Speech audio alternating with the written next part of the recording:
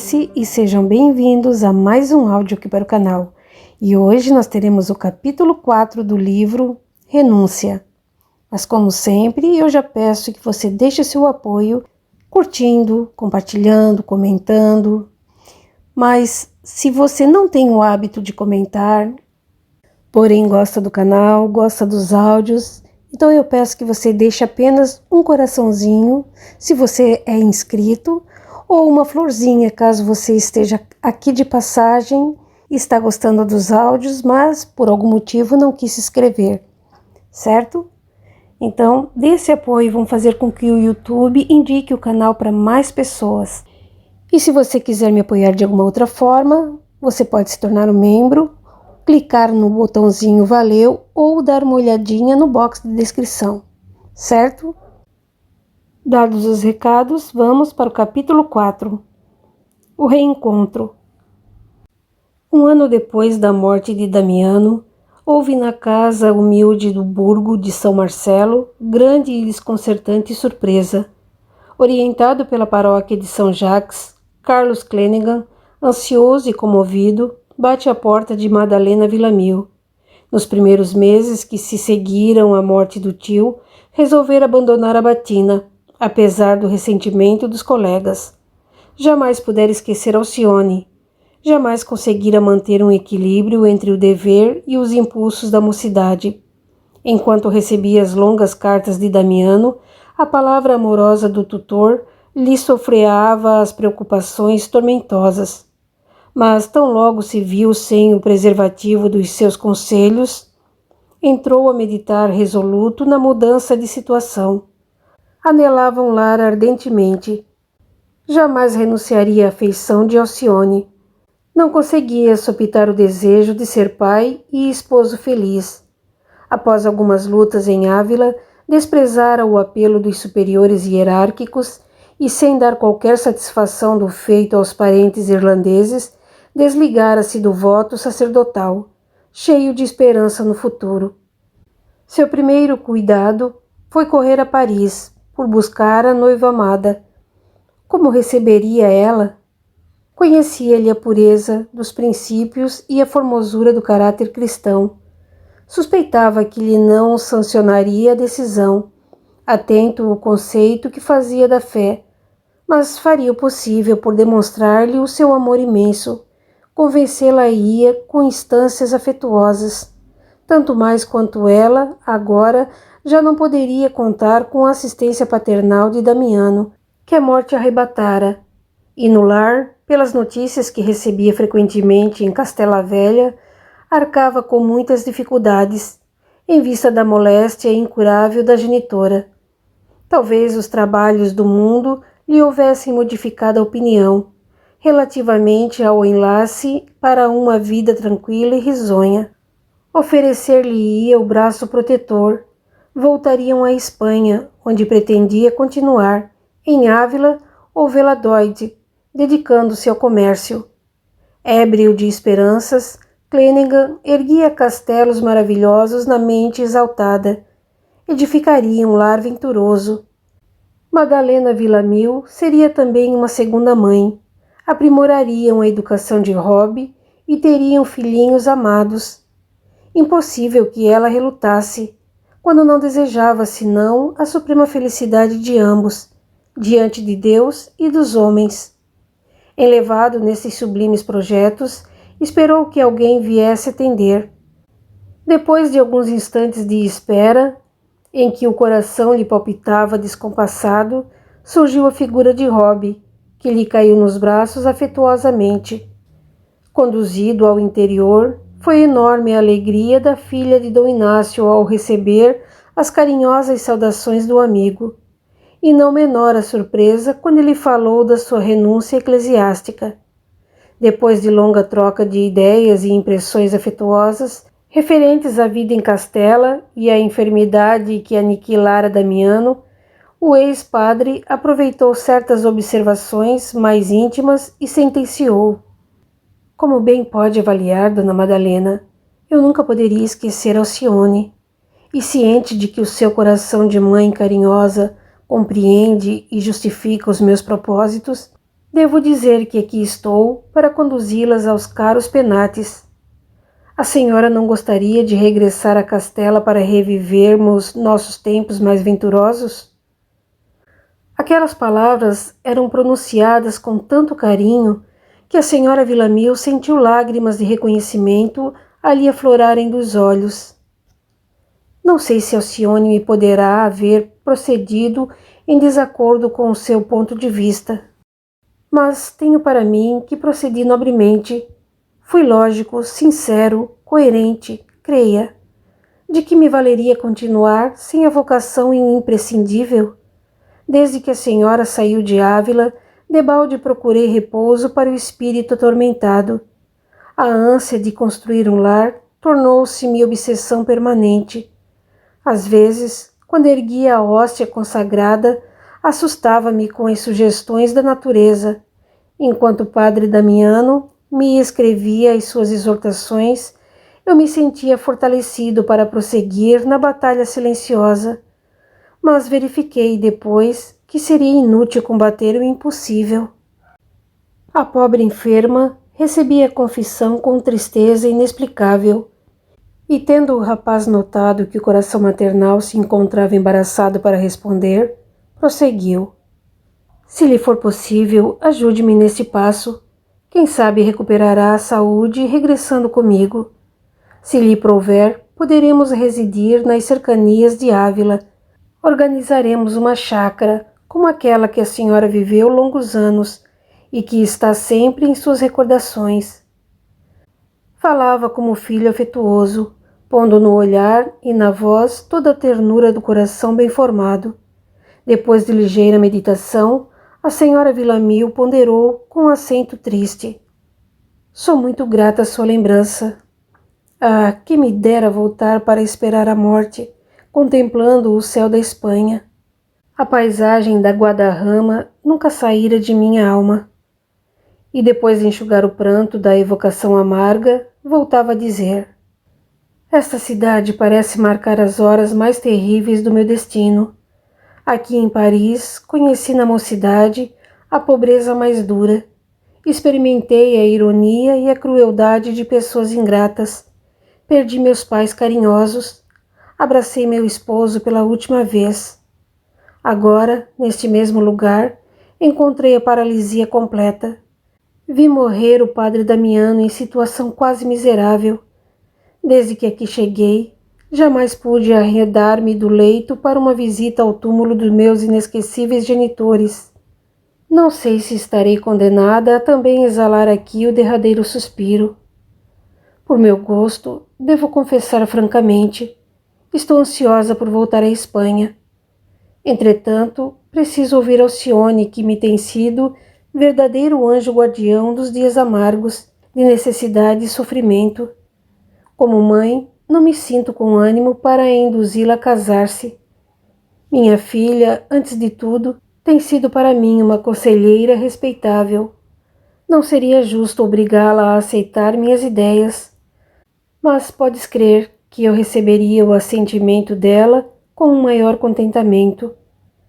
Voltei à França no propósito de conseguir recursos para demandar as plagas americanas. Mas logo que o padre Damiano apresentou os primeiros sintomas da enfermidade do peito, perdi as esperanças. Clenaghan estava mais esperançado. Sentia-se plenamente garantido no tocante às concessões maternas. O sincero desabafo de Madalena encorajava-lhe as pretensões. A pobre senhora, extremamente abatida, inspirava-lhe simpatia e enternecimento filiais. Tal qual acontecera à genitora, a filha de Dom Inácio viu chegar devagarinho o mal do coração. Suas noites estavam agora povoadas de aflições repetidas. Além das pernas inchadas pela continuidade da mesma posição no leito, sentia-se presa de outros sintomas alarmantes. Debalde, Alcione e Luísa preparavam tissanas e aplicavam fomentações, em cansativas vigílias. A senhora Villamil piorava sempre. Esse é o motivo pelo qual as observações de Carlos lhe falavam tão fortemente ao coração. Pois bem, acrescentou o sobrinho de Damiano, mais animado, Deus há de permitir que a senhora encontre a meu lado a tranquilidade merecida. Alcione decidirá, acentuou a enferma resignada. Até que minha filha se pronuncie, nada poderei dizer em caráter definitivo. A conversação continuou afetuosa, permanecendo Clenningham em São Marcelo, à espera de Alcione, que regressava habitualmente à noitinha. Mal começavam a brilhar no céu os primeiros astros, a filha de Cirilo voltou da sua faina diária. A surpresa foi demasiado chocante para sua alma sensível. Cumprimentou o rapaz, muito pálida, na atitude de íntima e penosa expectativa. Naquela hora, o pupilo de Damiano, entestando com a sua superioridade moral, sentia-se acovardado para as explicações indispensáveis. A princípio, a moça julgou que ele tivesse vindo a Paris no só intuito de visitar o sepulcro do tio querido, prestando-lhe a derradeira homenagem e valendo-se de alguma autorização especial para levar a efeito tão longa excursão, sem a batina comum. Mas em breves minutos, Carlos, não sem eleio, notificava-lhe a verdade. Estupefata, Alcione indagou. Como pudeste cometer semelhante desvario?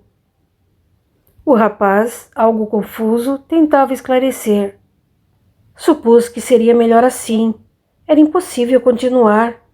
O coração inquieto, desde que vieste, nunca me permitiu reaver a paz interior. Pedi a Deus que me inspirasse a melhor solução. Supliquei ardentemente do céu um recurso, até que o propósito de renunciar ao compromisso eclesiástico de todo me empolgou. No íntimo, a filha de Cirilo estava profundamente comovida com aquela espontânea confissão de fraqueza, mas, certa de que o dever espiritual deve ser cumprido até o fim, alcançou energias para observar. Pediste, mas não oraste. Como te sentiste forte para esquecer as obrigações assumidas sem considerar a questão do proveito próprio? Será isso a renúncia cristã? Não creio. Declaras que imploraste uma inspiração do céu e resolveste o problema distanciando-te do compromisso. Mas eu não posso admitir, em nenhuma hipótese, que Deus nos dispense aos seus trabalhos. Nós é que por vezes ouvimos o apelo da natureza inferior e abandonamos o serviço divino, em prejuízo de nós mesmos. Não desconheço, Alcione, aventou humilde, que minha atitude inesperada desagradaria muito ao teu coração bondoso. Entretanto, o que aconteceu é humano, e peço que me perdoes pelo muito bem que te desejo. Esquece essa falta, dize que me compreendes e serei feliz. A nobre criatura, pelo tom carinhoso com que Clenningham falava, compreendeu que ele desejava reatar os antigos laços afetivos. Experimentou o sincero desejo de lhe tomar as mãos ternamente, confessando os seus anseios e saudades. Ele agora estava livre. Observando-o, naquela atitude amorosa, recordou as jovens da sua idade, que se apresentavam a cada passo em Paris, exibindo os seus eleitos. Muitas vezes, quando acompanhava Susana a certas festividades públicas, vinha-lhe à mente Clenningham, ao contemplar os pares venturosos que perambulavam nas praças e jardins, e sentia então um frio no coração. A própria Beatriz, aos 15 anos, começava a receber as visitas afetuosas do noivo. A filha de Madalena fitou o rapaz demoradamente e teve ímpetos de ceder ao primeiro impulso, mas a consciência lhe dizia que resistisse, que era indispensável atender a Deus acima de quaisquer contingências mundanas, e que ainda não havia cumprido todos os deveres para que pudesse pensar na sua felicidade pessoal.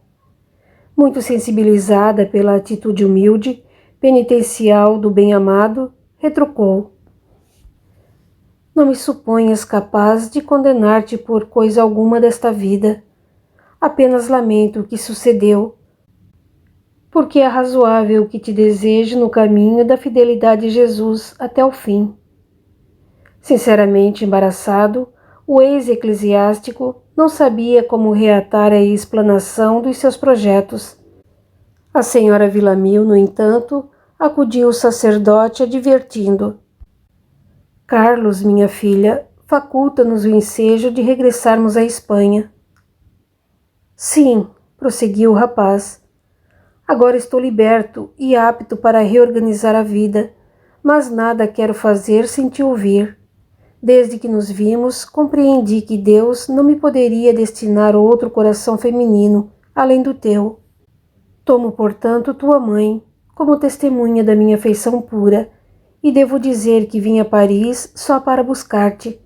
Estou certo de que acreditas no meu devotamento e de que nos uniremos para sempre, eternamente felizes, sob as bênçãos de Deus. A jovem contemplou-o ofegante, e como se sentisse em hora das mais difíceis de toda a sua vida, implorou a inspiração de Jesus e silabou: É impossível. Clenningham empalidecera. Adivinhava nos olhos da escolhida que a sentença não lhe provinha do coração. Por quê? Indagou exaltado. O que poderá impedir nossa aventura na terra? Serei assim tão detestável? Desde que te ausentaste, tenho vivido como louco. A saudade e a inquietação começaram a nevar-me os cabelos. Voltemos a Castelo, Alcione. Levaremos tua mãezinha por dar-lhe uma vida tranquila e feliz. Tais palavras ecoavam nos ouvidos da jovem como doce harmonia de uma felicidade inatingível. Contemplou a genitora, que parecia aguardar sua decisão ansiosamente, mas recordou também o palacete de Cité, onde seu pai não era menos doente da alma, arrastando obscuros pesares. Lembrou as reuniões evangélicas em que Cirilo Davenport ouvia as lições de Jesus e as suas explicações, como se estivesse a receber suaves mensagens do céu. Considerou as transformações de Susana, a mudança de Beatriz, o enternecido carinho do velho Jacques. Seu coração estava sufocado, fitou o escolhido longamente e esclareceu em voz pausada: Não posso, Carlos. A felicidade tem base no dever cumprido. Ainda não terminei minha tarefa de filha. Como queres que eu assuma novas obrigações? Isto ela o dizia desfeita em lágrimas. O pupilo de Damiano, todavia, longe de conhecer todas as angústias e sacrifícios daquela alma heróica, tomou as suas palavras alusivas ao dever cumprido como acusatórias da sua renúncia eclesiástica e objurgou: Queres dizer que ainda não concluí minhas tarefas sacerdotais e desejo assaltar novo plano de obrigações? Acabrunhada por se ver incompreendida, Alcione reviu mentalmente a figura do padre Damiano, relembrou a sua franqueza, que chegava a ser quase áspera, e certificou-se de que necessitava de muita energia para defender-se dignamente naquele lance. Recobrando a serenidade íntima, em virtude da poderosa confiança em Cristo, explicou-se com bondade sincera: Que não terminaste o serviço começado é inegável, mas semelhante circunstância, Carlos, já entrou no domínio de minha compreensão. Somos agora como duas criaturas às quais se reservou uma herança de ventura imortal, sob a condição de executarem determinadas tarefas. Infelizmente, não pudeste chegar à conclusão da tua. Toda vez que fugimos aos desígnios sagrados de Deus, erramos no labirinto da indecisão e da amargura. Não te doerá o coração arrebatar-me aos deveres que o Pai me destinou? Consideras então o amor como coisa tão frágil que se despedace no momento apenas porque não nos foi dada a satisfação passageira de um capricho sentimental? Onde colocas a divina união das almas? Nossa concepção deve ir muito além da alucinada impressão dos sentidos. O sobrinho de Damiano e a enferma ouviam-na profundamente admirados. Alcione fizera-se de uma palidez transfiguradora, parecendo aurir as palavras em fonte estranha à esfera material. Ouvindo tantas alusões a compromissos, o ex-padre supôs que suas obrigações espirituais não ultrapassavam o acanhado círculo familiar do burgo de São Marcelo e objetou humildemente: curvo-me às tuas exortações, mas podes crer que não abandonei a batina tão só pela inquietude dos desejos humanos.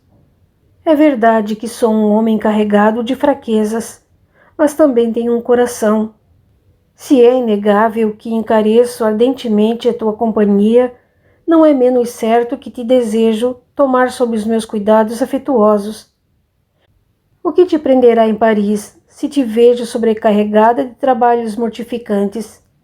De um lado vejo Dona Madalena presa a um leito de dor, de ti segregada durante o dia e aos demais carecida de outros ares. De outro lado, o nosso Rob necessitando educação. Entre os dois, tu abatida e inquieta para dar conta exata dos teus encargos. Não será mais justo atender-lhes aos meus apelos? Tua genitora confugiria aos teus constantes e diretos cuidados, e Rob tomaria o lugar de primeiro filho em nosso lar. É impossível que Jesus nos negue a bênção a propósitos tão elevados. Sairias então do labirinto de vicissitudes e responsabilidades de governanta. Não precisarias pensar nas viagens diárias a Cité nos dias de chuva, nem te atribulares em casa alheia por tua mãe distante quando a tempestade se forma no céu. Se puderes, esquece meu passado de sacerdote e pensa, ao invés, que com tua inspiração permanente alcançarei novas formas para ser um homem digno nas lutas da vida. Esquece o mal que eu tenha praticado pelo muito de bem que poderei fazer com o teu auxílio constante. Medita na tranquilidade futura de Dona Madalena, que está definhando a olhos vistos. Será que nenhum dos meus argumentos te poderá convencer? Tocada novamente pela doce humildade do querido postulante, Alcione chorava. Ele jamais poderia aquilatar a intensidade da sua angústia. Ela não poderia afastar-se de Paris sem lacerar a consciência. Jesus não a conduziria sem uma finalidade à casa paterna, onde era tratada como filha, não obstante o título de serva com que se apresentava. Em profundas reflexões, lobrigou no olhar da genitora sincero desejo de se afastar de Paris para sempre. Adivinhava-lhe os pensamentos mais secretos. Longos instantes passaram, em que se sentia atormentada por terríveis indecisões. Reportou-se às últimas palavras de Damiano, quando lhe recomendara que procurasse o socorro de Clenningham nos transes mais difíceis. Firme, porém, no propósito de manter ilibada a consciência até ao fim das lutas humanas, enxugou as lágrimas e reafirmou: não posso. Sei o que mamãe tem sofrido em tão longos anos de martírio, físico e moral, e espero que Deus nos estenda a mão para que suas dores sejam aliviadas. No entanto, agora, não me é possível deixar Paris. A filha de Dom Inácio esboçou um gesto de resignação, respeitando, sem discutir, a decisão da filha. Não assim o pupilo de Damiano, que deixou transparecer no olhar uma profunda desconfiança. Ah, compreendo agora, disse desapontado. Não pode sair de Paris. Louco que fui, presumindo que a vida aqui seria a mesma de Ávila. As atrações parisienses modificam as criaturas. Notando-lhe a profunda tristeza, a jovem Villamil experimentou indefinível aflição por se declarar abertamente, revelar a natureza dos sagrados deveres que a escravizavam prisioneira. Mas a verdade dolorosa lhe morria no coração. Ferida nos mais nobres sentimentos, encontrou forças para murmurar: não deves fazer semelhante juízo a meu respeito. E muito enleada sob o olhar indagador do rapaz, que a envolvia em atmosfera de humilhação, concluía: ouve, Carlos, quando houver cumprido meus deveres, quando minha consciência permitir que pense em mim, irei procurar-te onde estiveres. Guardaremos eu e mamãe toda a nossa gratidão e confiança em ti. Não importa que hajas renunciado ao ministério sacerdotal, porque então, quando me sinta livre, poderemos iniciar nova e venturosa tarefa. Clenningham, entretanto, ouviu-a quase friamente, com um ciúme que lhe envenenava o coração. Conturbado pelas sugestões inferiores, cada afirmativa de Alcione agora lhe parecia diferente. Teve a impressão de que ela se deixara levar em Paris pelas promessas de algum homem criminoso e inconsciente. As palavras "quando me sinta livre" toavam-lhe dolorosamente.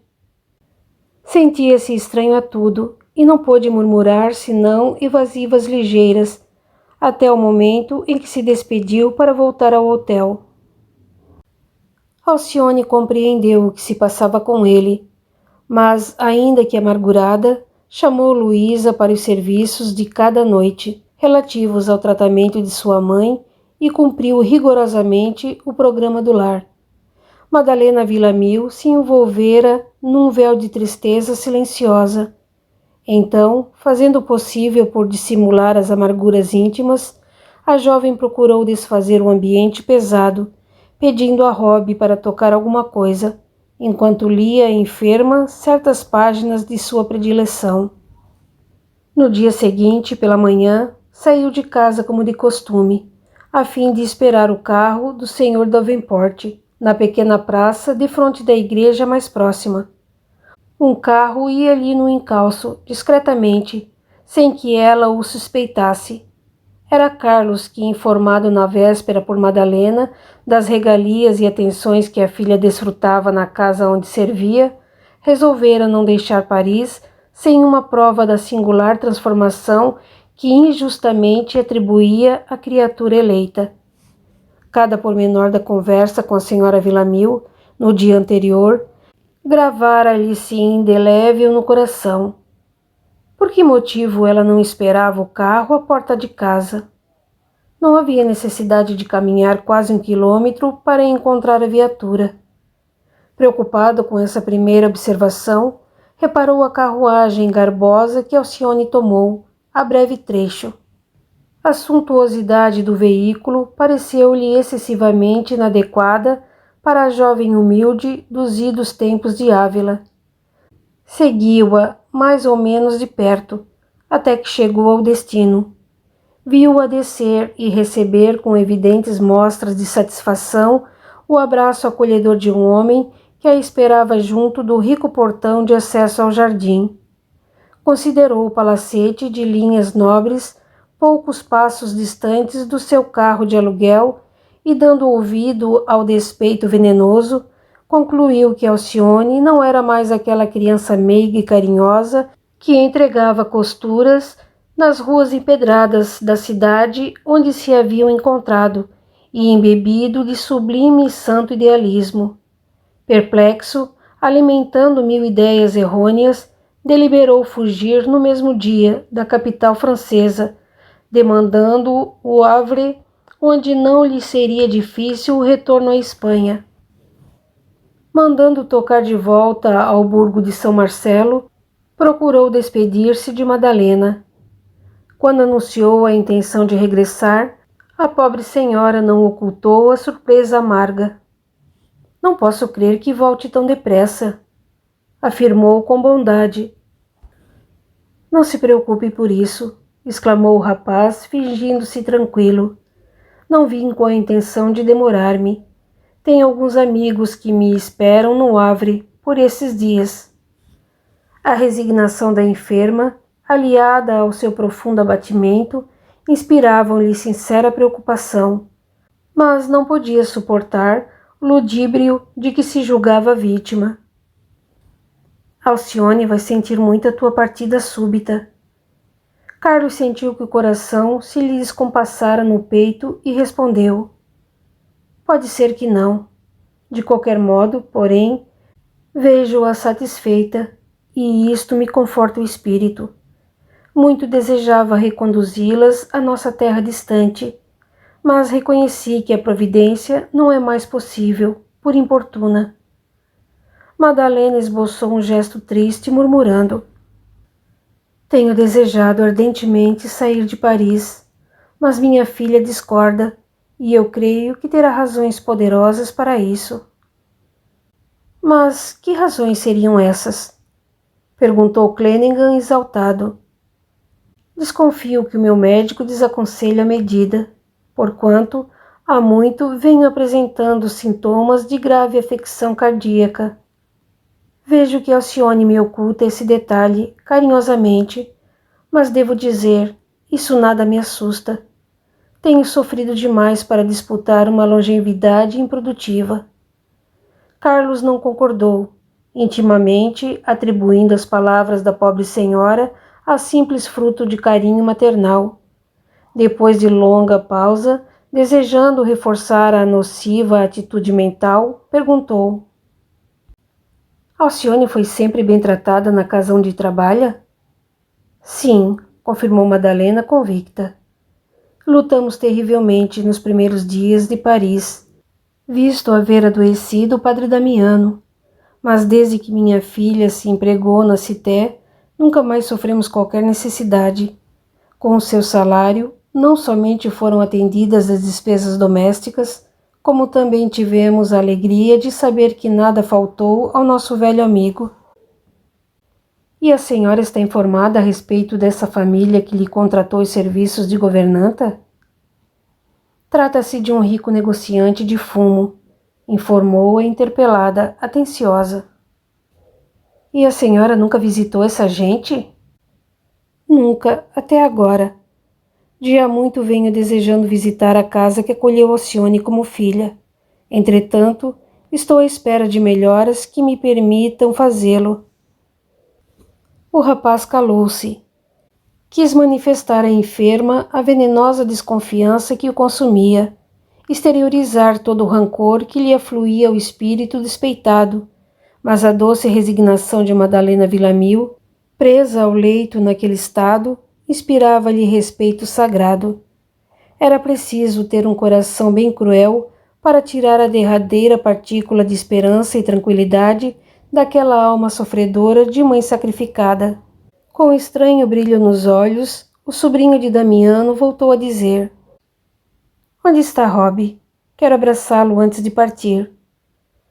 A filha de Dom Inácio percebeu nessas palavras a funda contrariedade que absorvia o interlocutor.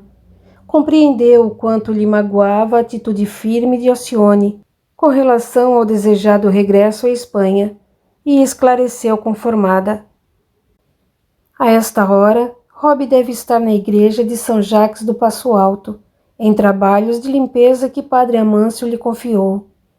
E como notasse que Clenningham se dispunha a partir em deplorável estado de espírito, a pobre senhora aduziu: Não te vás querendo mal a Alcione, Carlos. Podes crer que minha filha nunca te esqueceu a bondade fraternal e a sublime afeição. É bem possível que, intimamente, ela deseje partir em busca da felicidade, junto do teu coração, mas, talvez por minha causa, sacrificasse os mais caros desejos. Conheço-lhe o espírito de sacrifício, sou testemunha silenciosa das suas lutas nesta casa, onde sua dedicação é o nosso manancial de bênçãos. O ex-sacerdote, porém, estava obcecado pelo ciúme. Trazia óculos negros nos olhos exacerbados da imaginação e não prestou atenção maior ao que lhe fora dito, continuando inalteradas as próprias suspeitas. O olhar fixo, como que alheio ao ambiente, despediu-se de Madalena, que o recomendou à proteção divina. Horas depois, abraçava Rob pela última vez, tomando o rumo norte de regresso a Ávila, profundamente desditoso. À noite, Alcione foi informada da precipitada deliberação do rapaz. Carlos pareceu-me bastante abatido e desesperado, afirmava a genitora, e lastimei sinceramente vê-lo em tão penosa conjuntura. A jovem, com expressão de indefinível tristeza, acentuou: Jesus há de proporcionar-lhe ao coração aquilo que presentemente não lhe podemos dar. Qual será o motivo? Perguntou a enferma com interesse, que leva o padre Clenningham a sofrer tanto. Ele é moço, talentoso, cheio de possibilidades, e, no entanto, daqui saiu como se fora um pária da sorte. A senhora não presume, aventou Alcione com um gesto significativo. Seja isso a primeira consequência da sua renúncia ao voto contraído? Clenningham, para nós, é criatura muito amada, mas nem por isso podemos isentá-lo da rede de amarguras e tentações que constrange a criatura quando se avade ao mais sagrado dos deveres. O capítulo 4 continua no áudio seguinte. Até lá!